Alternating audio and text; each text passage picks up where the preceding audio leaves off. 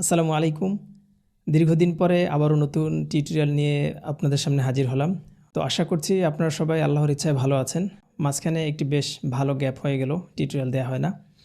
তো তার আগে বলে নিই, আপনারা যারা পূর্বে আমার চ্যানেলটি দেখেছেন, আমার এই চ্যানেলটির নাম ছিল পূর্বে ডিজাইনিং হিরো একাডেমি। তো এটিকে নতুন করে নামকরণ করা হয়েছে ইউএক্স ফ্লো উইথ রহিম। এখন থেকে এই নামেই আপনারা এই চ্যানেলটিকে জেনে থাকবেন। আপনি কি ভেবেছেন একজন জুনিয়র ইউআই ইউএক্স ডিজাইনার এবং একজন সিনিয়র ইউএক্স ডিজাইনারের মধ্যে পার্থক্যটা ঠিক কোথায়? একটি ডিজাইন যখন একজন জুনিয়র ডিজাইনার ডিজাইন করে তখন সেটি দেখতে একরকম হয়, এবং সেম ডিজাইনটি যখন কোনো একজন সিনিয়র ডিজাইনার ডিজাইন করে থাকে তখন সেটি দেখতে আরও বেশি প্রফেশনাল, ক্লিন এবং ইউজার ফ্রেন্ডলি হয়ে থাকে। তো আজকের ভিডিওতে আমি আপনাদেরকে দেখাবো এরকম 4টি রিয়েল লাইফ এক্সাম্পল, যেখানে একজন জুনিয়র ডিজাইনার কিভাবে একটি ডিজাইন করে থাকে এবং একজন সিনিয়র ডিজাইনার সেম ডিজাইনটিকে কিভাবে আরও ইমপ্রুভ করে বেটার ওয়েতে ইউজার ফ্রেন্ডলিভাবে ডিজাইনটি করে থাকে। তো এই তুলনার মধ্যে আপনি শিখতে পারবেন কিভাবে একজন সিনিয়র ডিজাইনার ডিজাইন করার ক্ষেত্রে চিন্তা ভাবনা করে থাকে, কোন ছোট ছোট বিষয়গুলো ডিজাইনের মধ্যে আসলে অনেক বড় পার্থক্য তৈরি করে থাকে, এবং কিভাবে আপনি আপনার ডিজাইন স্কিলকে সিনিয়র লেভেলের দিকে নিয়ে যেতে পারবেন। তো চলুন শুরু করা যাক। একটি ডিজাইনে মূলত আমরা সাধারণত দুইটি পার্ট ধরতে পারি। একটি হচ্ছে শুধু ডিজাইন থাকে যেখানে ইউজারের কোনো ইন্টারাকশন করার প্রয়োজন হয় না, শুধু ভিজুয়ালি সেটিকে দেখা হয়ে থাকে। আর আর আর কিছু ডিজাইন হচ্ছে যেখানে ইউজারের ইন্টারাকশন করার প্রয়োজন হয়ে থাকে। তো আমরা আজকে এরকম কিছু ছোট ছোট ডিজাইন এক্সাম্পল নিয়ে আলোচনা করব যেখানে ইউজারের ইন্টারাকশন করার প্রয়োজন হয়ে থাকে, এবং আমরা এখানে এরকম ছোট ছোট কিছু বিষয়কে ইমপ্রুভ করার মাধ্যমে একজন ইউজার যখন সেই ডিজাইনের মধ্যে ইন্টারাকশন করবে, ইন্টারাকশন করার ক্ষেত্রে তার চিন্তা ভাবনা এবং তার টাইম দুটিকেই মিনিমাইজ করা যাবে। তো চলুন আমরা স্ক্রিনে ফিরে যাই। তো আমরা আমাদের স্ক্রিনে চলে আসলাম। এখানে আমরা একটি প্রোডাক্টের ছবি দেখতে পাচ্ছি বা একটি ডিজাইন দেখতে পাচ্ছি। এটি সাধারণত কোনো প্রোডাক্ট আমরা ই কমার্স সাইট থেকে কিনতে গেলে এরকম আসে। তো এখানে ডিজাইনটি স্বাভাবিকভাবে দেখতে মোটামুটি সুন্দর মনে হচ্ছে, এবং এখানে ইউজারের মূলত আমাদের কাজটি হবে এই জায়গাটাতে, কারণ ইউজারের ইন্টারাকশন করতে হবে। এখানে প্রয়োজনে তাকে কালার চেঞ্জ করতে হবে, তাকে কোয়ান্টিটি পরিবর্তন করা হতে পারে যদি সে একাধিক প্রোডাক্ট কিনতে চায়, অথবা সে যদি অন্য কালার কিনতে চায়। তো এখানে প্রোডাক্ট ভেদে এখানে ভিন্ন কিছুও থাকতে পারে। এখানে ফার্নিচার আইটেম, সেজন্য এখানে শুধু কালার এবং কোয়ান্টিটি রয়েছে। যদি ক্লোথিং আইটেম হয় সেক্ষেত্রে হয়তো এখানে সাইজের বিষয়টিও থাকতে পারে। তো যাই হোক, তো এখন এখানে ইউজারকে আসলে আমাদেরকে কি করতে হবে, আমি যদি ইউজারের দিক থেকে বিষয়টিকে দেখি, আমাকে প্রথমে কালার সিলেক্ট করার জন্য এই ড্রপডাউনটিতে আমাকে ক্লিক করতে হবে। ক্লিক করার পরে এখানে একটি স্ক্রল করতে হবে, স্ক্রল করে দেন আমাকে নতুন অন্য কোনো কালার চুজ করার প্রয়োজন হলে সেখানে ক্লিক করতে হবে। তো এরপরে আমাকে আবার যখন কোয়ান্টিটি পরিবর্তন করার প্রয়োজন হয় সেক্ষেত্রে আমাকে ড্রপডাউনে ক্লিক করে দেন কোয়ান্টিটি একটি স্ক্রল করে দেন আমাকে কোয়ান্টিটি সিলেক্ট করতে হবে। তারপরে আমাকে বাই নাও অথবা অ্যাড টু কার্ট যে কোনো একটি বাটনে ক্লিক করতে হবে। তো আমরা এখানে দেখি এবার কালারটি সিলেক্ট করার ক্ষেত্রে ইউজারকে দুইটি ক্লিক করতে হয় এবং একটি স্ক্রল করতে হয়। ঠিক সেম কোয়ান্টিটি সিলেক্ট করার ক্ষেত্রে তাকে দুইটি ক্লিক করতে হয় এবং একটি স্ক্রল করতে হয়। দেন যে কোনো একটি অ্যাকশন বাটনের জন্য একটি ক্লিক করতে হয়। তো সর্বমোট এখানে 5টি ক্লিক এবং 2টি স্ক্রল করা লাগে। তো এই ছোটো একটি জায়গাতে ইউজারকে অনেকগুলো ক্লিক এবং স্ক্রল করা লাগে, এটিকে বলা হয় ইন্টারাকশন কস্ট। তো আমরা দেখব এই ইউজারের ইন্টারাকশন কস্ট যেটি রয়েছে সেটিকে মিনিমাইজ করে কিভাবে এই ডিজাইনটিকে আরও ইমপ্রুভ করা যায়। তো প্রথমে আমরা কালারটি দেখি। কালারের ক্ষেত্রে আমরা যদি এভাবে দিয়ে থাকি তাহলে এখানে ইউজার একটি ক্লিক করার মাধ্যমেই তার যে কোনো কালারটি সে চুজ করতে পারে। তো আমরা এখানে স্টেপার ব্যবহার করেছি। তো এই ক্ষেত্রে ইউজার মাত্র একটি ক্লিক করেই তার কোয়ান্টিটি কমাতে বা বাড়াতে পারবে। তো কালার সিলেকশনের ক্ষেত্রে এখানে আরও একটি ভিন্ন এটিকে প্রেজেন্ট করা যায়। যেই প্রোডাক্টটি থাকবে সেই প্রোডাক্টের যতগুলো কালার রয়েছে সবগুলো কালার দিয়েই এখানে দেখানো, যাতে ইউজার রিয়েল টাইম দেখতে পারে এবং এখান থেকে কালার সিলেক্ট করতে পারে।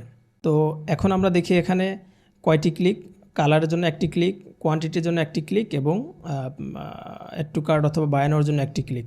মাত্র 3টি ক্লিকের মাধ্যমেই আমরা এটিকে ইমপ্রুভ করতে পারি এবং এখানে ইউজারের ইন্টারাকশন কস্টকে আমরা অনেকটাই মিনিমাইজ করতে পেরেছি।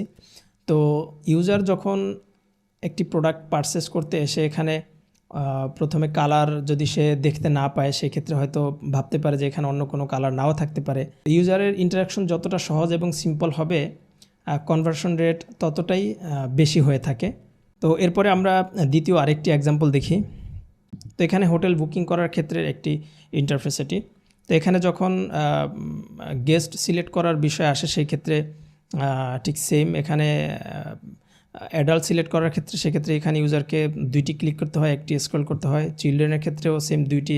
তো এখানেও ঠিক সেম 3টি ফিল্ডের জন্য ইউজারকে মোট 6টি ক্লিক এবং 3টি স্ক্রল করতে হয়। তো এখানেও আমরা ইউজারের ইন্টারাকশন কস্ট মিনিমাইজ করতে পারি। তো পূর্বে বলেছিলাম নিউমেরিক যেসব ফিল্ড রয়েছে সেগুলোর ক্ষেত্রে ড্রপডাউন ব্যবহার না করে স্টেপার ব্যবহার করা। এবং স্টেপারের ক্ষেত্রে এখানে আরও একটি ডিজাইন রয়েছে। তো এই ডিজাইনটিতেও কিছুটা সমস্যা রয়েছে, যদিও আমরা সচরাচর এরকম অনেক ডিজাইন দেখে থাকি। তো এখানে যখন আপ এবং ডাউন থাকবে বাটনগুলো, সেক্ষেত্রে এগুলো এতটাই ছোট যে একটিতে ক্লিক করতে গেলে অন্যটিতে ক্লিক হয়ে যাওয়ার সম্ভাবনা অনেক বেশি থাকবে। তো এই জন্য এই ধরনের ডিজাইনও ব্যবহার না করা, সেই ক্ষেত্রে আমরা স্টেপার ব্যবহার করতে পারি। তো ইউজার এক ক্লিকের মাধ্যমেই সে তার কোয়ান্টিটি কমাতে এবং বাড়াতে পারবে এবং প্রয়োজনে সে এখানে টাইপ করতে পারবে। এটিকে ইনপুট ফিল্ড হিসেবেও এগুলোকে রাখতে হবে, যাতে করে ইউজার এখানে যদি কোয়ান্টিটি বেশি হয় সেক্ষেত্রে সে টাইপ করতে পারে। তো এখানে আমরা মূলত 3টি ক্লিকের মাধ্যমেই আমাদের কাঙ্ক্ষিত কোয়ান্টিটিগুলো আমরা সিলেক্ট করতে পারি। তো আমরা এখানে বলতে পারি যে প্রথম যেই ডিজাইন দুটি রয়েছে সেগুলোকে আমরা ব্যাড ডিজাইন বলতে পারি এবং সর্বশেষ স্টেপারের মাধ্যমে যে ডিজাইনটি দেখানো হয়েছে সেটিকে আমরা গুড ডিজাইন বলতে পারি। তো 3 নম্বরে আমরা এখানে আরও একটি এক্সাম্পল দেখতে পাচ্ছি। অনেক ক্ষেত্রেই আমরা ডিজাইনের মধ্যে সব ধরনের ইনপুট ফিল্ডের জন্যই সিমিলার ডিজাইন ব্যবহার করে থাকি। সব ধরনের ডিজাইনের জন্যই সিমিলার ইনপুট ফিল্ড অনেক ক্ষেত্রেই বেটার ইউজার এক্সপিরিয়েন্স বহন করে না। তো সেই ক্ষেত্রে ইউজারের কাছ থেকে যেসব ইনফরমেশন আমরা নিয়ে থাকব সেগুলোর ধরন অনুযায়ী ইনপুট ফিল্ড ডিজাইন করা উচিত। তো আমরা এখানে ঠিক সেম একটি এক্সাম্পল দেখতে পাচ্ছি। এটি হচ্ছে একটি ভেরিফিকেশন ইনপুট ফিল্ড। তো ভেরিফিকেশন সাধারণত 4টি অথবা 6টি সংখ্যায় হয়ে থাকে আমরা জানি। তো সেই ক্ষেত্রে এত বড় একটি ইনপুট ফিল্ড আসলে ইউজারের জন্য বেটার ইউজার এক্সপিরিয়েন্স বহন করে না। তো এটি একটি রিয়েল এক্সাম্পল আমরা দেখি। এটি হচ্ছে একটি ব্যাংকের মোবাইল অ্যাপ্লিকেশনের ভেরিফিকেশন বা ওটিপির ইনপুট ফিল্ড। তো সাধারণত ওটিপিগুলো 4 সংখ্যায় হয়ে থাকে। তো এটির জন্য একটি বড় ধরনের ইনপুট ফিল্ড দেওয়া হয়েছে। তো আমরা এটিকে ইমপ্রুভ করে এইভাবে রেখেছি। তো এই ডিজাইনটির মধ্যে সুবিধা হচ্ছে যে যে কয়টি সংখ্যা রয়েছে সেই সংখ্যাটির জন্য আমরা ইউজারকে দেখাতে পেরেছি যে বড় ইনপুট ফিল্ড এবং ইউজার বুঝতে পারে যে এখানে কয়টি সংখ্যা। সে খুব সহজেই টাইপ করতে পারে এবং ফন্টের সাইজ বড় হওয়াতে ইউজার যাদের চোখে সমস্যা থাকতে পারে তারাও খুব ইজিলি দেখে টাইপ করতে পারে। তো 4 নম্বরে এখানে আমরা আরও একটি এক্সাম্পল দেখতে পাচ্ছি। এটি একটি পাসওয়ার্ড ফিল্ড। এটি সাধারণত কোনো একটি সাইটের নতুন অ্যাকাউন্ট ক্রিয়েট করা অথবা পাসওয়ার্ড পরিবর্তন করার ক্ষেত্রে এই পাসওয়ার্ড ফিল্ডগুলো থেকে থাকে। তো এখানে 2টি ফিল্ড দেখতে পাচ্ছি, একটি হচ্ছে পাসওয়ার্ড আর একটি হচ্ছে কনফার্ম পাসওয়ার্ড। তো এটি একটি পুরনো পদ্ধতি। এই পদ্ধতিতে ইউজারের এক্সপিরিয়েন্স আসলে বেটার হয় না, কারণ প্রতিটি এক্সট্রা ফিল্ড মানে ইউজারের জন্য এক্সট্রা কিছু কাজ।